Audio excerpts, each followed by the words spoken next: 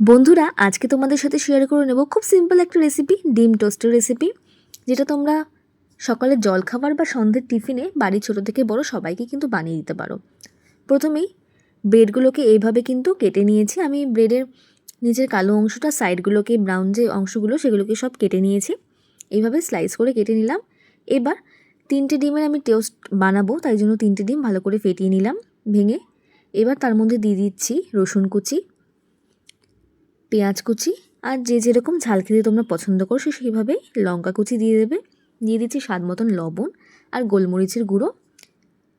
দিয়ে দিচ্ছি সামান্য পরিমাণে একটু চিকেন মশলা, এটা কিন্তু অপশনাল, তোমরা চাইলে দিতেও পারো নাও দিতে পারো। এবার কিন্তু ভালো করে একদম ফেটিয়ে নেব ডিমটাকে মশলার সাথে।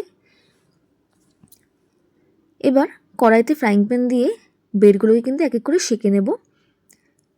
ব্রেড শেখা হয়ে গেলে ওই প্যানের মধ্যে দিয়ে দিচ্ছি পরিমাণ মতন তেল, দিয়ে ডিমটাকে দিয়ে দিলাম কিছুটা, দিয়ে ডিমটাকে এবার ভেজে নেব।